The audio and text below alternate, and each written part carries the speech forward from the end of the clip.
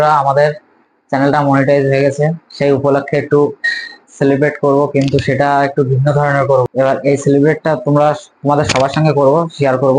এই যে এখন আমি কিছু খাবার নিয়ে এসেছি, যেগুলো এখন আমি রাস্তায় বেরাবো, নিয়ে সবাইকে একটু বিলি করব। এর সঙ্গে আরো কিছু নেব। তোমরা দেখতে থাকো পরপর ভিডিওটা, কোথায় যাই আর কি কি করি। তাড়াতাড়ি করে সব কেক আর বিস্কুটের প্যাকেটগুলো একটা ব্যাগের মধ্যে ভরে বেরিয়ে পড়বো। তো বন্ধুরা, এখন সব কমপ্লিট করে বেরিয়ে পড়েছি রাস্তায়। আমি একা যাচ্ছি না, সঙ্গে আমার শালাবাবু যাচ্ছে।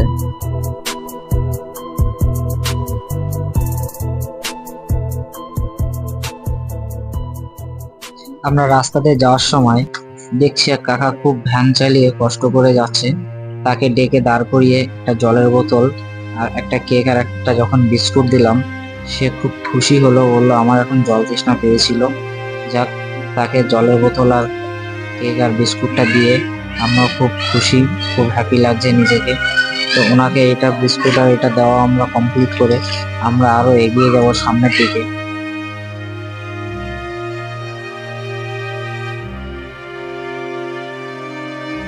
কোথায় কোথায় যাওয়া যায়, আমরা আজকে অনেকটাই ঘোরার ইচ্ছা আছে। যেখানে যেখানে এমন দেখবো যে যাকে তৃষ্ণার্ত ক্ষুধার্ত যারা থাকবে তাদের একটু সামান্য সাহায্য করার চেষ্টা করব।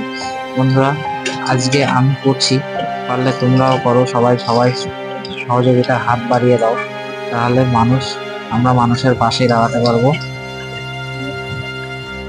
এই দুপুর রোদ্রের মধ্যেই কাকা ভ্যানের পরে বসে রয়েছে।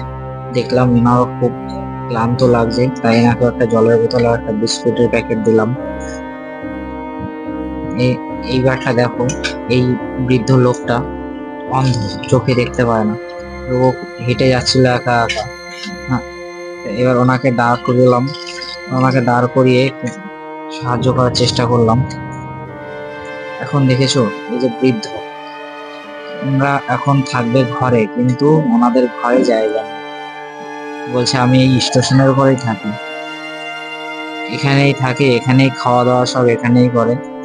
আমরা যখন ওনাকে এটা দিচ্ছিলাম, তা বলছিল ওনার দুপুরবেলা খুব খিদে লেগেছিল, তাই ওনাকে একটা কেক আর এক প্যাকেট বিস্কুট আর একটা জলের বোতল দিলাম। দেওয়ার পরে উনি বলছে খুব খুশি হয়েছে, দেখেছো মনে কি সুন্দর হাসি, মুখে কি সুন্দর হাসি দিচ্ছে। আমরা এই হাসিটাই ফোটাতে যাই সবার মুখে। আমি যতটা সম্ভব করার চেষ্টা করব। আমার অনেকদিন থেকে এরকম একটা কাজ করার খুব ইচ্ছা ছিল, কিন্তু পেরে উঠছিলাম না। এখনো যা আর্থিক দিক থেকে তো আমার খুব একটা অবস্থা ভালো না, তবু আমি দেখা গেল যে কাজ করি, সে কাজ করে যেটুকু টাকা সঞ্চয় করতে পারি তাই দিয়ে এটাই করার চেষ্টা করব। আর আশা করি বন্ধুরা তোমরা আমার পাশে থাকবে, কারণ তোমরা পাশে থাকলে পরে আমি আরো ভবিষ্যতে আরো বড় কিছু করার চেষ্টা করব। তোমরা দেখো পর পর আমরা কোথা থেকে যাচ্ছি। এটা আমরা বনগাঁ স্টেশনে গেছিলাম। স্টেশনে অনেক মানুষ থাকে যারা ঠিক মতো খেতে পায় না, লোকের সাহায্য চায়, সাহায্য চেয়েছে খাবার খায়, সংসার চালায়। সংসার বলতে কি, সংসার তো তাদের নেই, তাদের স্টেশনের পরেই থাকা। দেখে খুবই কষ্ট লাগছিল।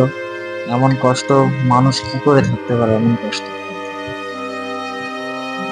আমার তো রেগুলার সব দিকে যাওয়ার সম্ভব হয় না, তবু চেষ্টা করব মাঝে মধ্যে এরকম ভাবে বেরানোর।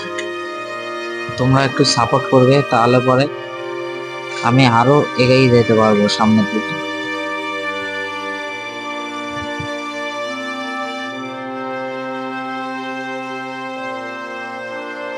দেখো, এখানে একজন বৃদ্ধ মহিলা বসেছিল ঠিক স্টেশনের প্ল্যাটফর্মে ওঠার যে সিঁড়ি থাকে, সিঁড়ির উপরে,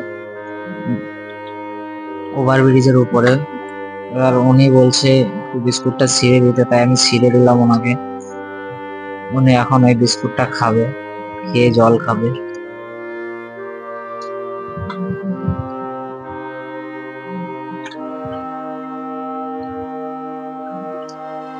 এই দুপুরে রোদ্রের মধ্যে আমরা তো সবাই ঘরের মধ্যেই থাকার চেষ্টা করি, কিন্তু যারা বাইরে কাজ করে তাদের খুবই কষ্ট। তাদের সামান্য কষ্ট নিবারণের জন্য আমি বেরিয়ে পড়েছিলাম রাস্তায়। রাস্তায় ঘুরতে ঘুরতে যেখানে যখন দেখছি যে অসহায় বা মানুষের মতো লাগছে, তাকে সামান্য সামর্থ্য অনুযায়ী চেষ্টা করলাম সাহায্য করার যতটা পারি। বন্ধুরা, তোমরা সবাই সাহায্য করো, সবাই সবাইকে সাহায্য করো, তাহলে মানুষের পাশে দাঁড়ানোর চেষ্টা করো।